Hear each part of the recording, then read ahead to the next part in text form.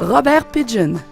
Figure marquante du monde juridique et fier diplômé de l'Université Laval, le juge Robert Pidgeon incarne une vision altruiste et pragmatique de la justice.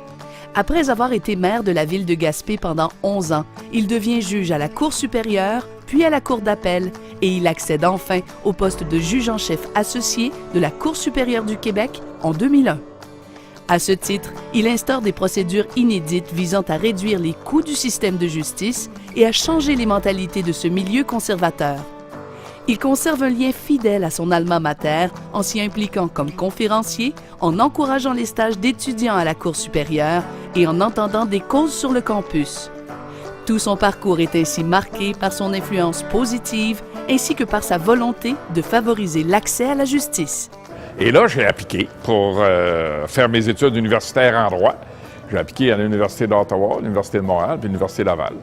Alors, j'ai été accepté dans les 3 universités, mais j'ai choisi l'Université Laval, premièrement parce que c'était une université dont ma mère parlait fréquemment. Elle vantait les mérites. Elle venait de Lévis, elle était originaire de Lévis, vantait les mérites de l'Université Laval. Puis deuxièmement, bien, c'était plus près de mon pays d'origine, Gaspé. Mon père était avocat. Et dès ma tendre enfance, j'avais peut-être 8 ou 9 ans, je voulais devenir avocat.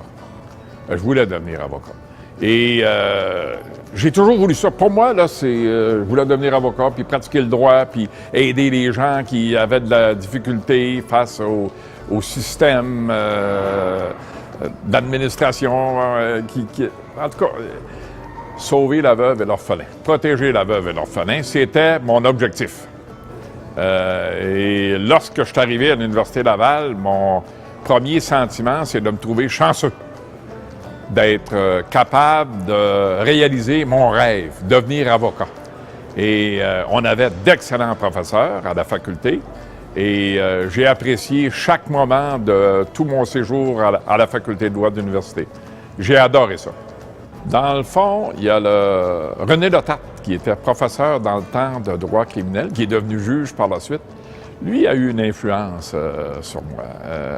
Puis le doyen Yves Pratt, il enseignait la preuve en matière civile. C'était un homme très structuré, sévère, mais quand même, lorsqu'il enseignait, là, c'était agréable. Puis il y a eu Ernest Caparros en droit familial.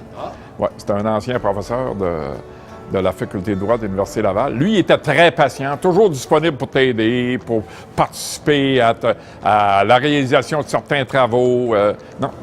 Ces 3-là, je pense que ce sont les 3 professeurs qui m'ont le plus influencé et inspiré.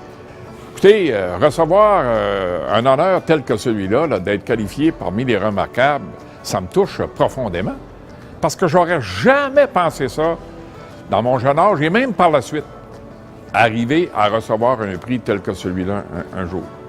Ma plus grande satisfaction à date, c'est lorsque je vois un citoyen qui est devant moi pour une conférence de règlement à l'amiable ou qui est devant la cour et qui me remercie. Par exemple, on réussit lors d'une conférence de règlement à l'amiable à régler son dossier et à régler rapidement son dossier. Merci Francine pour tout ce que tu as fait pour moi.